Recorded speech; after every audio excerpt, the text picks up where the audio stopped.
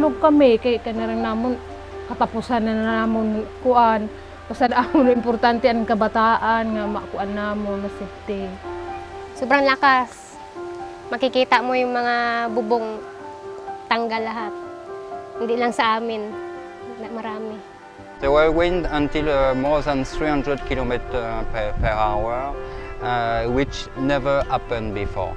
Away na tamot istaran pagkagabi, ay na kumitsakaan, ay nagbuslog atop to sa babaw, nabili niya sa loob doon.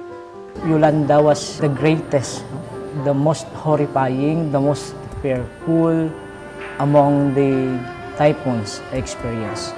I don't want to experience that anymore.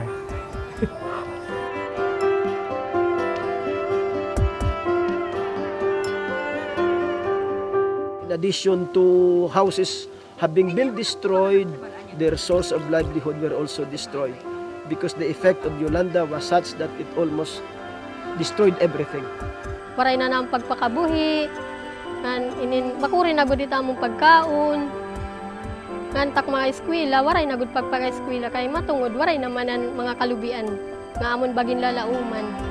Waray na naruba, kay waray namang gumana ng ang pakabot. Waray namang gumana ang video okay, pakabot. Pagkatapos, wala pa. Pero nung dumating yung Caritas, tutulong sa amin, nagkaroon ng malaking pag-asa.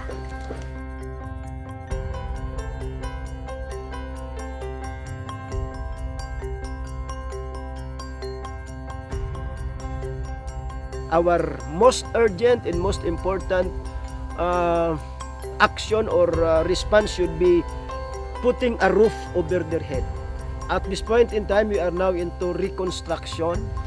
Nagpapasalamat ako han Cord Aid nga gimbalayan kami nira nga kuan. Diri ko ina-expect nga makakabalay kami so gud dinhi nga kuan.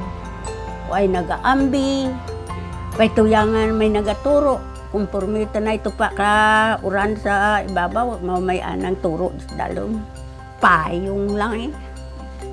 The objective is to have houses that structure can resist, so people will be able to rebuild much faster. Build it right, build it the best that we can, and let, if even another Yolanda would come, let not that Yolanda destroy this house. Yolanda would come. They knew that Cord Aid is giving shelters to the people. They were their big smiles. Ang CRS nagatagin kwarta, nganin kuan mga trainings, parahan pag-garden namon. Hindi nga amon area din ni karuyag ko nga matamnanin mga sadang ikabuhi namon ngan para kami maka-income ba panadlaw-adlaw. Akon napalit na hayop buligan si Aris ang baboy. Nakakabulig hiran akon mga tanong ang baboy, nakakabulig hiraan akon mga panginanglanon panadlaw-adlaw. So this is not just giving them shelter, but trying to prepare them, giving them livelihood, giving them a sense of hope, and a sense of preparedness for whatever will happen in the future. You are not building house. You are building a family. You are building a community. You are at the same time building the church.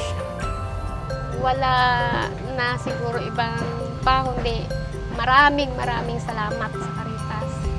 For the NGOs who gives money for us, you are there for us to help, and we're thankful.